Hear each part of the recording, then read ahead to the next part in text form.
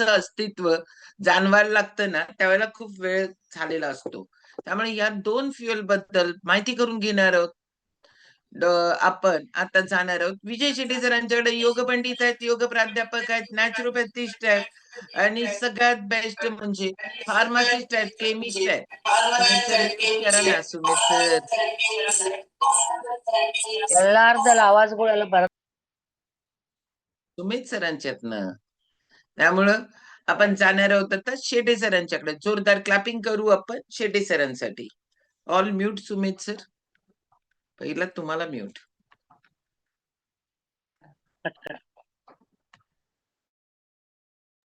Unmute करा sir. Yes. Good morning सगळ्यांना. त्याला गुरुवार म्हटलं की आपल्याला फ्युल इन्फॉर्मेशन असतं. आता बघा आपल्याला सगळे रिझल्ट तुम्ही ऐकायला लागलाय रोज. लोकांचे रिझल्ट येत आहेत, औषध मुक्त होत आहेत, ऑपरेशन कट होतंय किंवा काय, आता नी रिप्लेसमेंट कट झालं किंवा काय. तर आपल्याला कसं त्याची फॅमिलीचं 3 सूत्री आहे. 100% मनावर काम, 80% न्यूट्रिशन डिफिशियन्सी आणि फुलफिलमेंट म्हणजे आणि 20% योगाभ्यास एक्सरसाइज. तर आता शतायुषी फॅमिली ह्या 3 ह्याच्यावर आपण काम करतो. शतायुषी फॅमिलीचं ब्रीदवाक्य काय आहे? विना काठी विना लाठी विदाऊट मेडिसिन 100 वर्ष. आता गरज आहे तिथं आपल्याला औषध घ्यायचं, ते काही आमचं दुमत नाहीये, पण आपल्याला रूट कॉजवर काम करायचं आहे. लक्षात आलं? मग इथं विना काठी विना लाठी.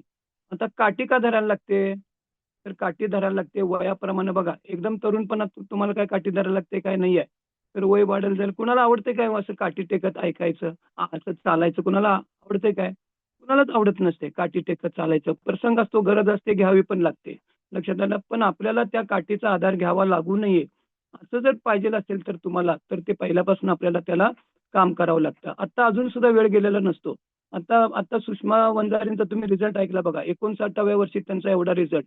सगळे ऑर्थोपेडिक प्रॉब्लेम, गुडघादुखी, सगळं काय काय काय काय नी रिप्लेसमेंट सांगितलं होतं. मग कुणी कट केलं? त्यांच्याच डॉक्टरनी कट केलं. म्हणजे आता नी गुडघे बदलायची आवश्यकता नाही आहे. ह्या प्रोसेसमध्ये काय असते की आपल्याला काठी टेकत चालायची किंवा काय अशी गरज भासत असते. तर इथं मग आपल्याला काय संबंध असतो? तर आपले बोन्स किती स्ट्रॉंग आहेत लक्षात आलं. आणि वयाप्रमाणे आहे की नाही आपले हाडं ही ठिसूळ होतच असतात. वय वाढेल तसं की नाही आपल्याला शरीर येते शरीर हे झिजणारच आहे. मग ही झिजण्याची प्रोसेस स्लो डाऊन झाली पाहिजे.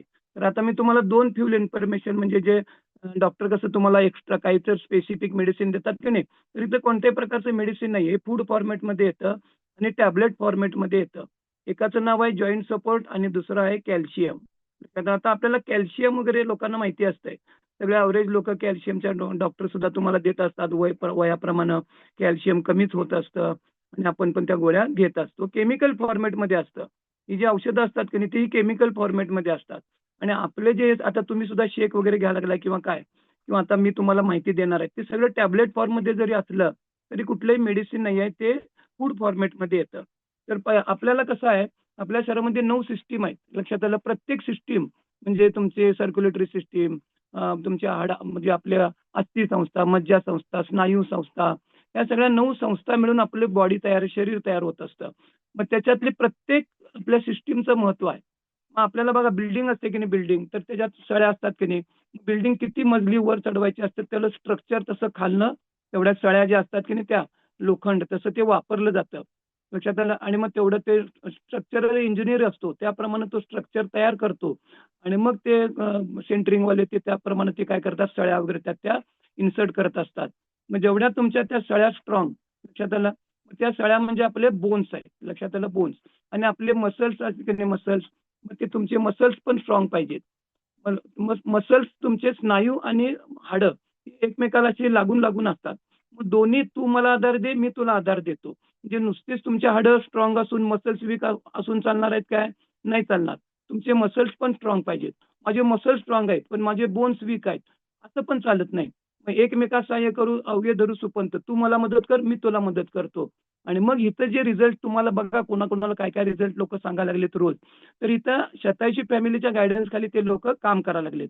आता पहिलं जे आहे की नाही, मी तुम्हाला कॅल्शियम हे माहिती असतं, मी ते तुम्हाला नंतर सांगतो. जॉईंट सपोर्ट टॅबलेटचं नाव काय? Joint support. ते 90चं पॅक असतं, 90 गोळ्यांचं पॅक असतं. सकाळी एक, दुपारी एक, संध्याकाळी ती गोळी घ्यायची असते. आता त्याचं तुम्हाला मी जॉईंट सांगतो. आपले कसं असते, जॉईंट म्हणजे कसं आपल्या हाडांची टोकं असतात की नाही, एक ही बाजू आणि एक ही बाजू टोकं असतात. तर ते कनेक्टिव्ह टिश्यून असे ते जोडलेले असतात. लक्षात आलं? ते असे कनेक्टिव्ह टिश्यू ते जोडलेले असतात एकमेकाला. आणि मग तिथं कसं होतं ते आपल्याला कसं होतं ॲव्हरेज बघा, आपले गुडघे दुखतात किंवा सगळे सांधे, तर तिथं ते अशी मुवमेंट होत असते की नाही किंवा काय, तर तिथं ती मुवमेंट नंतर तुम्हाला तिथं सूज येते किंवा दुखतं किंवा काय होतं, तर हे आपण अनुभवत असतो. गुडघे दुखतात, कोपर दुखतात किंवा काय बोटं दुखतात, सांधे सगळीकडं, जॉईंट सगळं, जॉईंट म्हणजे आपले सांधे. तर ते सगळीकडे तुम्हाला काय होत असतं ती पेन्स आपल्याला सूज येते, कुठं दुखतं वगैरे किंवा काय. तर हे काय असतं तिथं तुमचं ते सराउंडिंग जे स्ट्रक्चर असतं, तर तिथे ते कनेक्टिव्ह टिश्यू त्या ठिकाणी ते असतात. आणि मग काय होतं आता बघा, तर तिथं काय असतं तर ते दोन हाडांच्या मध्ये कार्टिलेज असतं, कार्टिलेज. लक्षात आलं? कार्टिलेज. आणि मग आपल्याला ते ते कमी होत असतं, वयाप्रमाणे पण होतं. तुमचं वजन जेवढं जादा असतं बघा, तर ते वजन गुडघ्यावर भार पडतो की नाही. आपण सांगतो बघा 1 किलो वजन असेल तर 4 किलो तुमच्या गुडघ्यावर पडतं. आणि सगळे ॲव्हरेज लोक डॉक्टर तुम्हाला वजन कमी करायला सांगत असतात. गुडघेदुखीच्या सगळ्या लोकांना कंबरेचा, पाठीचा वगैरे त्रास असतो का नाही, तरी सगळीकडं, तर हे सगळीकडे मुवमेंट जे असतात की नाही ते रिस्ट्रिक्शन येतं. मग आपण बघा चालताना डुकडुक किंवा असं डोलत डोलत चालतो, गुडघे दुखायला लागले की किंवा काय, चालण्याचं स्पीड कमी होतं. तर इथं काय होतं वयाप्रमाणे सुद्धा ते ते वेअर अँड टिअर ते असं तुटतात, फाटतात वगैरे स्नायू पण आपले किंवा काय, ते कार्टिलेज पण काय होतं ते डॅमेज होत असतं. आणि जेवढं वजन तेवढं ते ज्यादा ते लवकर डॅमेज होणार. लक्षात आलं? आणि मग आपल्याला काय होतं की सगळ्या आपल्या त्या हालचालीवर काय होतं रिस्ट्रिक्शन यायला लागतं. एक कार्टिलेज तो कनेक्टिव्ह टिश्यू असतो म्हणजे असतो, दोन हाडांच्या ते मध्ये असतो, दोन हाडांच्या ते टोकाला असतो. आणि मग ते काय होतं ते झिजत जातं. ते कार्टिलेज कुशन सारखं काम करतं. कुशन म्हणजे आपण कसं शीट असते की नाही, आपल्याला जम्पिंग आपल्या गाडीला शीट असते, सोफा असतो, त्याला ते कुशन सारखं काम करत असतं. लक्षात आलं? ते जॉईंट म्हणजे तुम्हाला तिथं काय होतं स्मूथ, तिथं स्मूथ त्रास होत नाही, ते कुशन सारखं काम करत असल्यामुळं. आणि काय होतं हे कार्टिलेज काय होतं झिजत जातं, डिटोरेट जातं, झिजत जातं. म्हणजे एवढं ते ज्याची जेवढी ज्यादा झीज तेवढं तुम्हाला पेन्स आणि डिस्कम्फर्ट होतं, म्हणजे तुम्हाला ते अनइझी होत असतं बघा. मग आपण ते निकॅप घाल किंवा आर्थोबाम लाव, पेन किलर काहीतरी लाव, गोळ्या घेतो. लक्षात आलं? गरज असतं तर घ्यावं पण लागतं. हे बाह्य उपचार काम करायला पाहिजे. मग आता बघा प्रॉब्लेम नाही आहे ना, माझे सांधे दुखतात किंवा काय नाही किंवा काय माझं वजन, तरी सुद्धा मी रोज जॉईंट सपोर्टच्या गोळ्या घेतो, कॅल्शियमचं औषध घेतो. हा वयाप्रमाणे हे कमी होणारच असतं. लक्षात घ्या, तुम्ही किती पण काही करा, शरीर हे झिजणारच असतं. मग ही झिजण्याची प्रोसेस स्लो डाऊन झाली पाहिजे. एजिंग प्रोसेस म्हणतात त्याला, ती स्लो झाली पाहिजे. लक्षात आलं काय? तर मग ते झिजायचं किंवा काय तर ते राहत नाही. आणि मग तुम्हाला बघा, तर आपल्याला हालचाली मुवमेंटवरती वय वाढेल तसं ते रिस्ट्रिक्शन किंवा तिथं ते कमी होतच असतं. तर कोणाकोणाला असं काठी टेकत चालायला आवडणार आहे काय तर नाही आहे. तर इथं मग आपल्याला बघा तुमचं हिपचे जॉईंट असतात, सगळीकडे आपल्या जॉईंट असतात. मग तिथे एक्सरसाइजचा वगैरे त्या ठिकाणी तो रोल असतो. मग आता हे लक्षात आलं तुम्हाला, हे जॉईंट्स आपले किती महत्वाचे असतात. लक्षात आलं? तर तिथं मग आता काय असतं त्या टॅबलेटमध्ये काय, मग असं कोणतं औषध आहे काय, तर कुठलं मेडिसिन नाही आहे. तर आपल्याला तिथं आता त्याच्यातला जो आता एक टॅबलेट जे आहे की नाही, तर ते मी तुम्हाला त्याचं हे सांगतो. प्रत्येक टॅबलेटमध्ये काय असतं किंवा काय. लक्षात आलं? तर त्याच्यामध्ये पहिलं जे आहे की नाही मेन इन्ग्रेडियंट एका टॅबलेटमध्ये काय असतं बघा. तर त्याच्यामध्ये ग्लुकोसामाइन हायड्रोक्लोराईड हे मेन त्याच्यातला इन्ग्रेडियंट जो असतो की नाही, ग्लुकोसामाइन हायड्रोक्लोराईड हे 0.55 ग्रॅम असतं, 0.55 ग्रॅम मेन इन्ग्रेडियंट. आता हा आम्ही मेडिकलमध्ये औषध दुकानामध्ये केमिकल फॉर्मॅटमध्ये विकायचो. सगळे ऑर्थोपेडिक डॉक्टर, मोठे मोठे ऑर्थोपेडिक डॉक्टर सगळे पेशंटला गुडघेदुखी किंवा तुम्हाला बाकीचे प्रॉब्लेम असतात, तर हे glucose hydrochloride in the form of chemical, लक्षात आलं? तर ते आम्ही भरपूर विकायचो आणि ते महाग पण असायचं. लक्षात आलं? आणि मग ते काय, तर त्याला काय म्हटलं हे ग्लुकोसामाइन हायड्रोक्लोराईडला, त्याला बिल्डिंग ब्लॉक ऑफ तुमच्या हेल्दी जॉईंट्स, तुमच्या जॉईंट्सचं बिल्डिंग ब्लॉक, म्हणजे तुमचे जॉईंट्स जर स्ट्रॉंग करायचे असतील, लक्षात आलं, तर त्या ग्लुकोसामाइन हायड्रोक्लोराईड शिवाय तुम्हाला पर्याय नाही आहे. लक्षात घ्या, हे तुमच्या पोटात गेलंच पाहिजे. आणि हे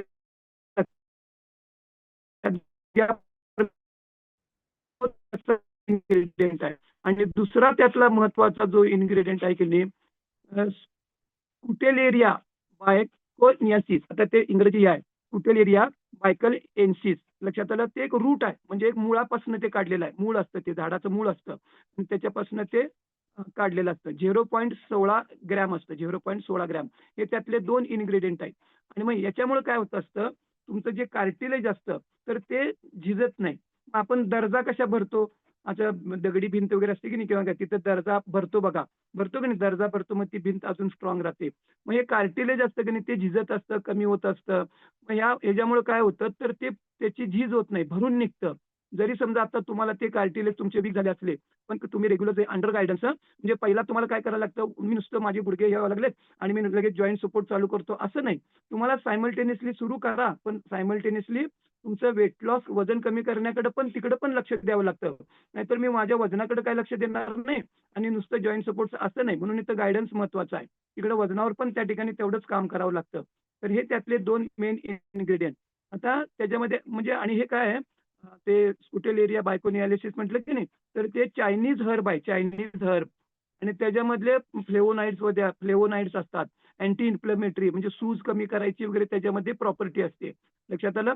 तर ते चायनीज हर्ब आहे आणि त्याच्यातले अँटी इन्फ्लेमेटरी, सूज वगैरे कमी होते आणि ते त्या पद्धतीने त्याची ती रिसर्च आहे कंपनीचं, लक्षात घ्या. हे कुणीतरी काहीतरी तयार केलं असं नाही आहे. त्याच्यामध्ये सायंटिस्ट, डॉक्टर, डायटिशियन हे सगळ्यांचा त्याच्यामध्ये डोका आहे. आपल्याला कोणाला काही तिथे डोकं चालवायची आवश्यकता नाही. त्याच्यानंतर त्याच्यामध्ये कॉपर आहे. लक्षात आलं? कॉपर हे एक मिनरल आहे. मग ते किती आहे? 0.38. आता ते कसं असते, आपली बोन डेन्सिटी म्हणजे तुमच्या हाडांची घनता कमी होत असते. लक्षात आलं? तर तिथं तुम्हाला त्या कॉपरचा, ह्या मिनरलचा रोल असतो. मग कशातनं कॉपर मिळतंय, काय आपण ते घेतो का नाही, लक्षात आलं? मग हे 0.38 मिलीग्रॅम. मग ते कॉपर पण त्याच्यामध्ये त्या एका टॅबलेट मधले मी तुम्हाला सांगालोय, तर ते पण त्याच्यामध्ये असतं. लक्षात आलं? तर ते त्याच्यानंतर मॅग्नेज असतं, मॅग्नेज. लक्षात आलं? मग तुमचं कसं असतंय तर ते कार्टिलेज जे असतं की नाही, तर त्याच्या फॉर्मेशनमध्ये म्हणजे ते तयार होत असताना इथं मी सांगितलं ना ग्लुकोसमाइन हायड्रोक्लोराईडमुळं ते कार्टिलेज भरून निघतं किंवा काय तयार होत असतं. मग ते तयार होताना इन प्रेझेन्स ऑफ मॅग्नेशियम, म्हणजे मॅग्नेशियम जर तिथं असेल तर ते ग्लुकोसमाइन हायड्रोक्लोराईडची ॲक्शन चांगली होते आणि मग काय होतं, ते कार्टिलेज तयार व्हायला जे मॅग्नेशियम लागतं ते पण त्याच्यामध्ये आहे. ते किती आहे? 0.72 मिलीग्रॅम. लक्षात आलं? मग इथं मॅग्नेशियम जर तिथं त्याच्याबरोबर दिलं नाही तर ते ग्लुकोसमाइन हायड्रोक्लोराईड तेवढ्या चांगल्या प्रकारे ते तुमचं कार्टिलेज परत तयार करू शकत नाही. मग तिथे मॅग्नेज आहे की नाही, तर त्याचा रोल तिथं तसा असतो. त्यानंतर त्याच्यामध्ये पोटॅशियम आहे 1 मिलीग्रॅम आणि सोडियम असतं 1.30 मिलीग्रॅम. ते त्याच्यातले ते बाकीचे कंटेंट्स आहेत. तर हे कॉम्बिनेशन. आता 3 गोळ्या घ्यायच्या असतात, सकाळी 1, दुपारी 1, संध्याकाळी 1, रोज घ्यायच्या. आणि स्टोरेज कंडिशन वगैरे ते उन्हात वगैरे ठेवायचं नाही. त्याचं टोपण टाईटली क्लोज ठेवायचं वगैरे ते आहे. 30 डे मनी बॅक गॅरंटी आहे. तुम्हाला जर काय फरक पडला नाही ती कंपनी पैसे पडतील. त्या पोर्टलवर दिलेलं आहे 30 डे मनी बॅक गॅरंटी त्याच्यामध्ये दिलेली आहे. प्रेग्नंट आणि नंतर त्यांनी ते गायडन्स खाली घ्यायचं वगैरे त्याच्यात ते दिलेलं आहे. मग आता बघा तुम्हाला हे कार्टिलेजचं कसं असतं. तुमचे कार्टिलेज जेवढं तुमचं स्ट्रॉंग एवढे तुमचे हे असतं, म्हणजे तुमच्या हाडं बळकट होण्यासाठी किंवा काय की नाही, तर ते तुमची फ्लेक्झिबिलिटी, जॉईंटची लवचिकता पाहिजे. आपले जॉईंट्स काय होतात, हार्ड होतात, कठीण होतात की नाही, मग हालचालीवरती मुवमेंट होतं, मग ती फ्लेक्झिबिलिटी, लवचिकता त्या ठिकाणी वाढते. लक्षात आलं? तुमचं त्याच्यामुळे एजिंग प्रोसेस स्लो होतं. हे वयाप्रमाणे वेअर अँड टेअर होत असते की नाही, तोडफोड मोड वगैरे होत असते आपल्या स्नायूंची पण हाडांची पण वगैरे, तर ते एजिंग प्रोसेस तिथं ते वेअर अँड टेअर जे आहे की नाही, तर ते एजिंग स्लो डाऊन होतं आणि तुमचं ग्लुकोसामाइन तुमच्या जॉईंट्सला मस्त एकदम स्ट्रॉंग म्हणतो की नाही, तर ते तिथं त्या होत असतं.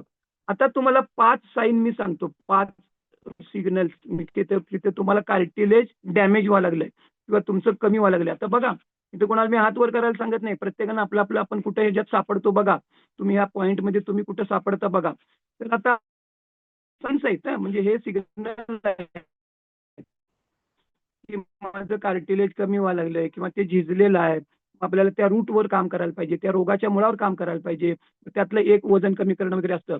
आपण काय करतो, गरज आहे ते करायला लागतं. मलम लाव, निकॅप घाल वगैरे ते बाहेर शेकून घेतो वगैरे, गरम पाण्याच्या पिशवीनं, हिटिंग पॅडनं वगैरे, तेवढ्या पुरतं ते बाह्य उपचार तेवढ्या पुरतं असतं.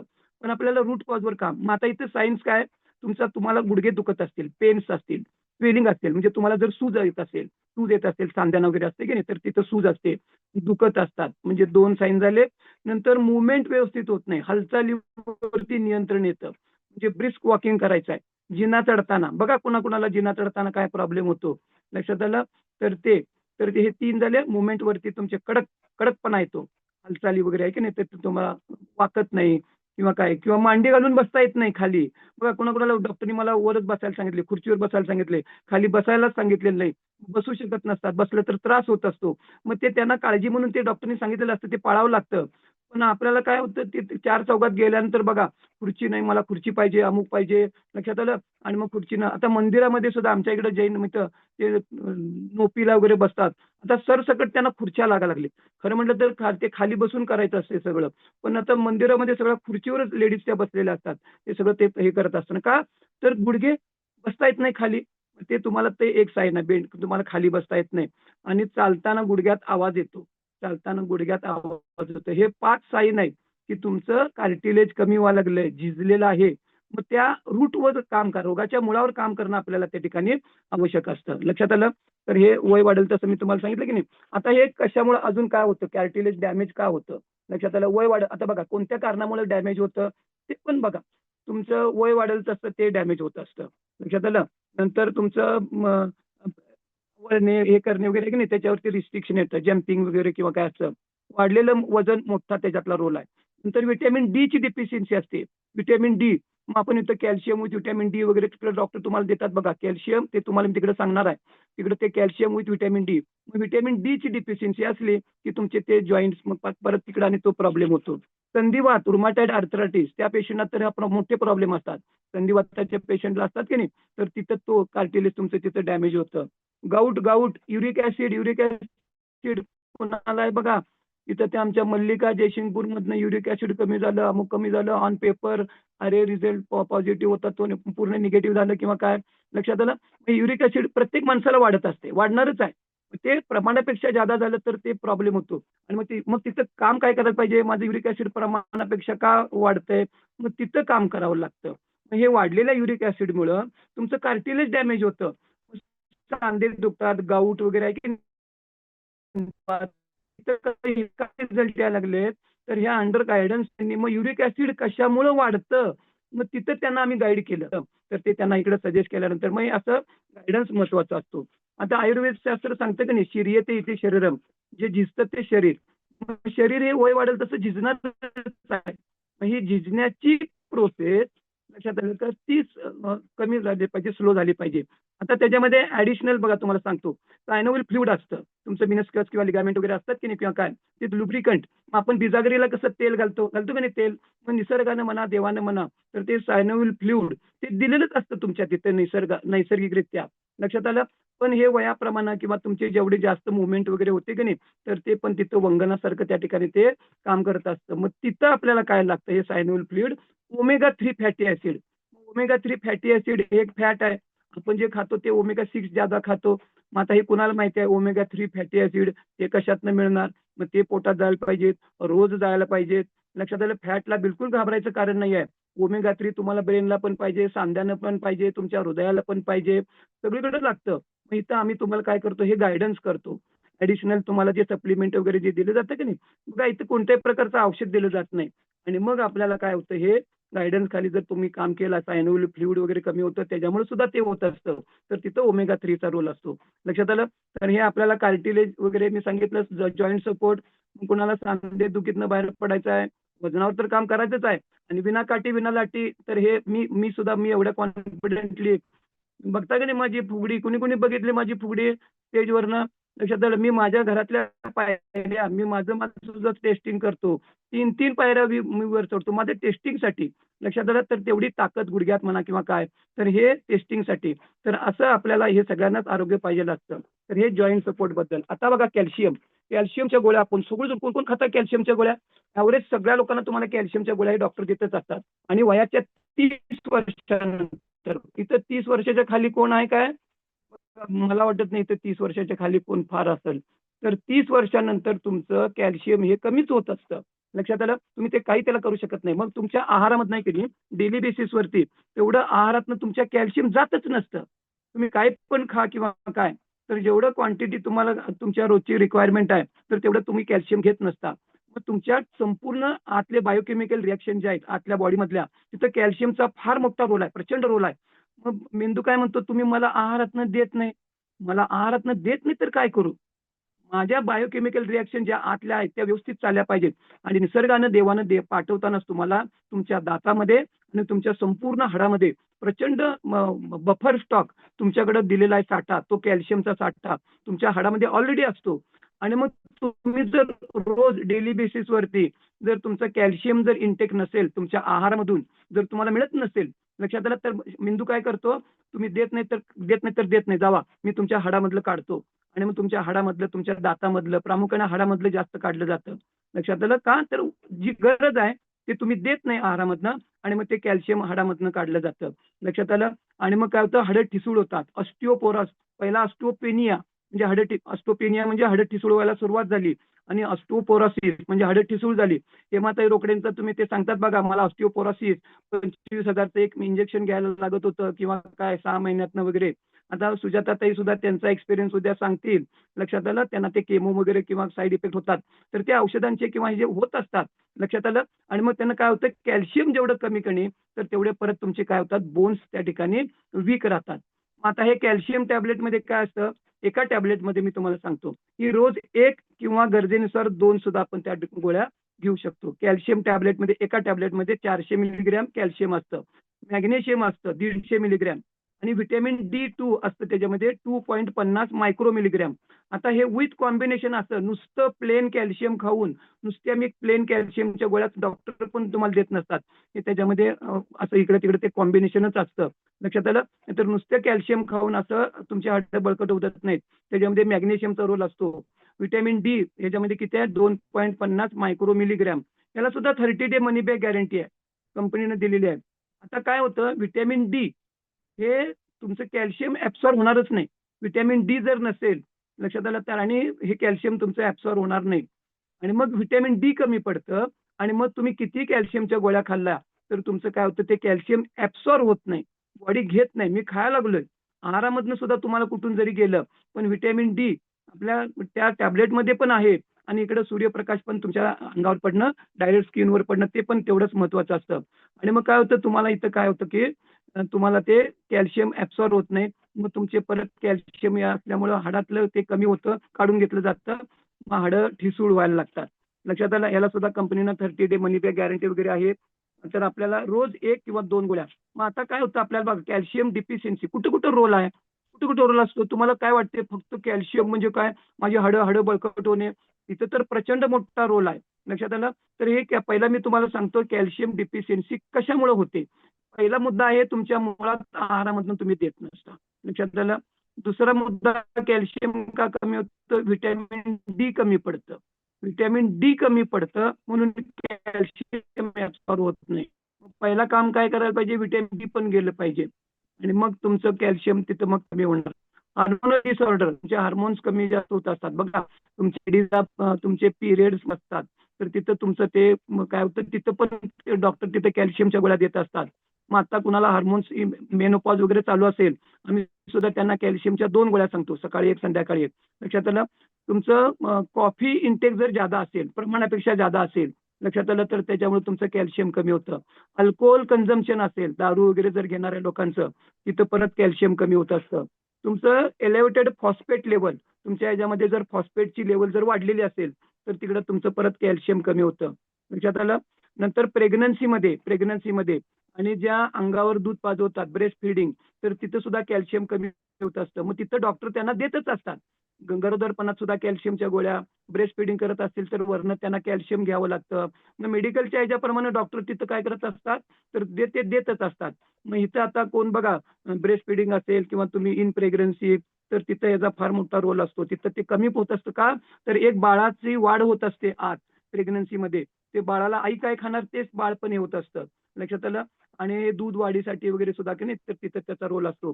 काही औषधांचे दुष्परिणाम असतात, त्याच्यामुळे तुमचं कॅल्शियम कमी होतं. आता ती डायुरेटिक औषधं, म्हणजे तुमचा बीपी कमी करण्यासाठी.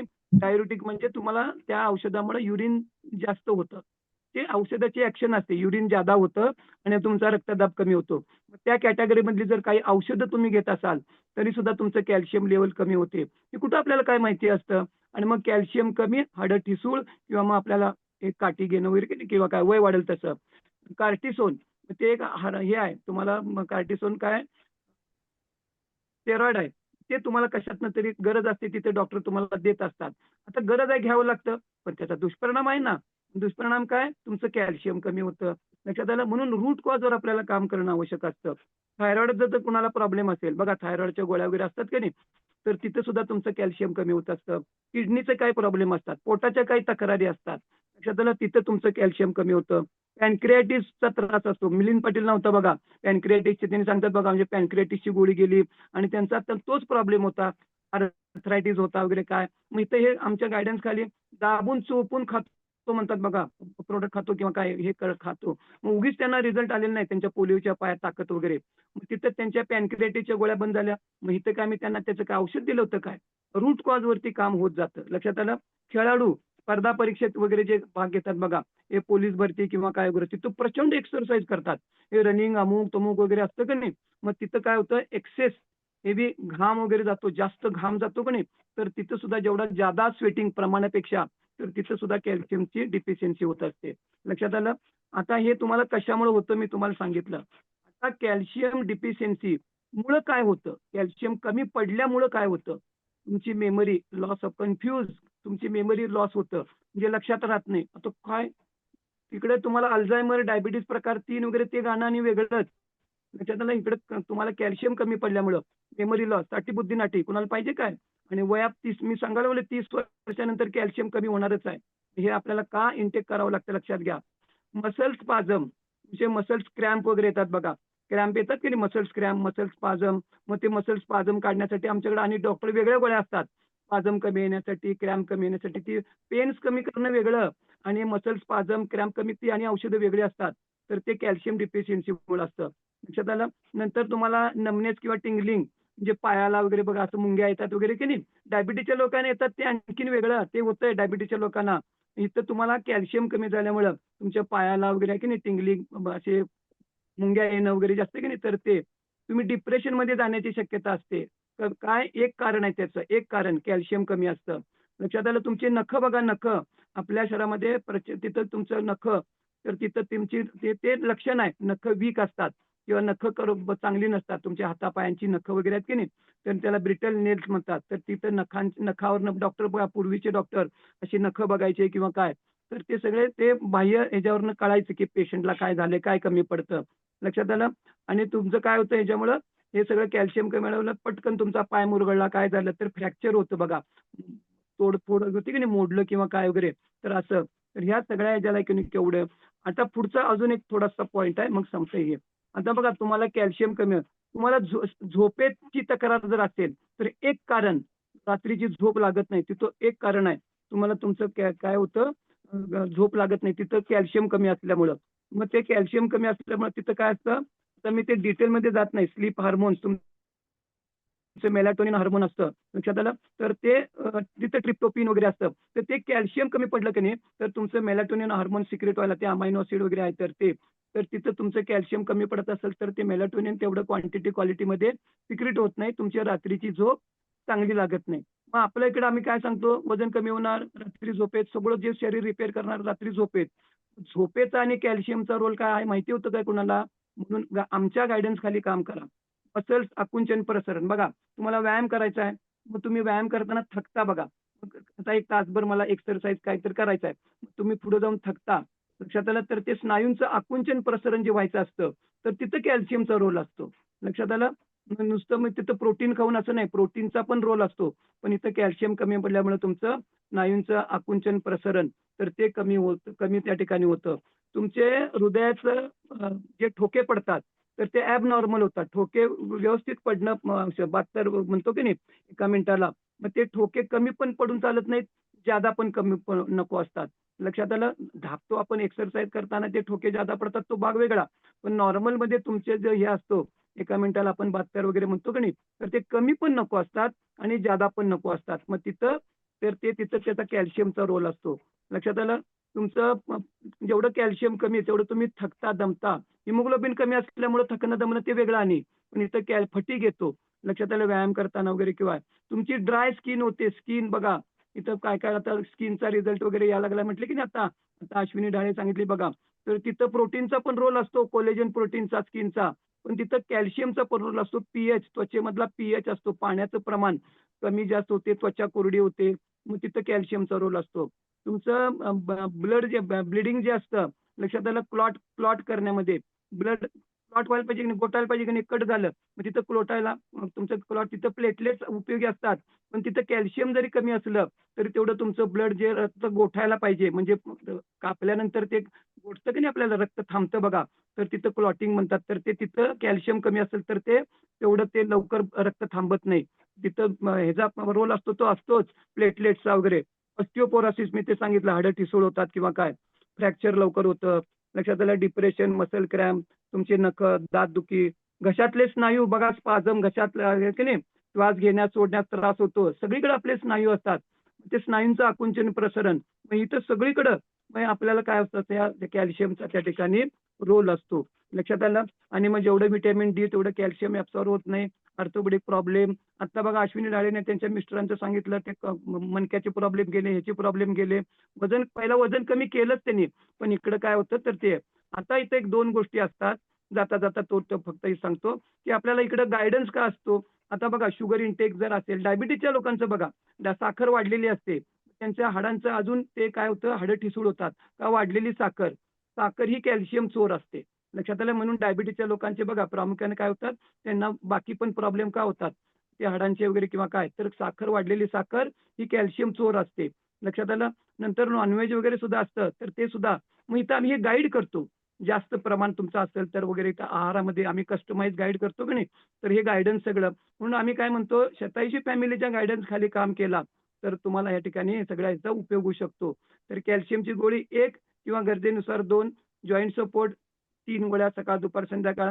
तर कुणाकुणाला विना काठी, विना लाटी 100 वर्ष, काठी टेकत कुणाकुणाला जगायचं आहे, कुणालाच नको सर. मग विना काठी, विना लाटी उगीच आम्ही गप्पा मारत नाही. आमच्या गायडन्स खाली काम करा, वजन कमी करा, आणि हे टार्गेटेड न्यूट्रिशन असतात की नाही, हे तुमच्या ह्याच्यात ऍड केला तर तुम्हाला अजून त्या ठिकाणी मस्त रिझल्ट येऊ शकतो. Okay madam. चलो, जोरदार क्लॅपिंग करू आपण शेटे सरांसाठी. आणि उद्याचा दिवस आहे, उद्याला आपल्याला शुक्रवारी डॉक्टर्स डे, आपण डॉक्टर्स डे नाहीये, पण डॉक्टर आपल्या वीक मध्ये येतात. आणि उद्याचा टॉपिक आहे हाडांचं आरोग्य, बोन्स हेल्थ. कारण का, की हाडांचं आरोग्य, सांध्यांचं आरोग्य ह्याच्यासाठी उद्याचा विषय